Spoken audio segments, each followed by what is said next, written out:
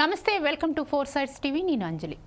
కేంద్రంలోని నరేంద్ర మోదీ సర్కార్ కీలక నిర్ణయం తీసుకుంది. రాజ్ భవన్, పీఎంఓ పేర్లను మార్చింది. వలసవాద వాసనలు తుడిచిపెట్టే ఉద్దేశంతో భాగంగా దేశంలోని అన్ని రాజ్ భవన్, రాజ్ నివాసుల పేర్లను మార్చాలని కేంద్ర ప్రభుత్వం రాష్ట్రాలకు సూచించింది. ఈ నేపథ్యంలో రాష్ట్ర ప్రభుత్వాలు అందుకు అనుగుణంగా ఉత్తర్వులు జారీ చేశాయి. కేంద్ర ప్రభుత్వం కీలక నిర్ణయం తీసుకుంది. ప్రధాని కార్యాలయ పేరును సేవా తీర్థ్గా పిలవనున్నారు. 7 దశాబ్దాలకు పైగా సౌత్ బ్లాక్ లోని పీఎంఓ నుంచి ప్రధానులు విధులు నిర్వర్తించారు. ఇప్పుడు కార్యాలయం కొత్త భవనంలోకి మారనుంది.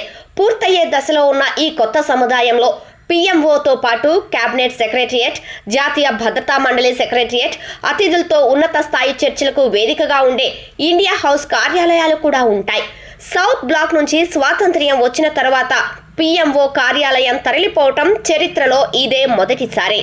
ఇక దేశంలోని అన్ని రాష్ట్రాల్లో ఉన్న రాజ్ భవన్ల పేర్లను ఇక నుంచి లోక్ భవన్లుగా మార్చుతూ మరో కీలక నిర్ణయం తీసుకుంది కేంద్ర ప్రభుత్వం.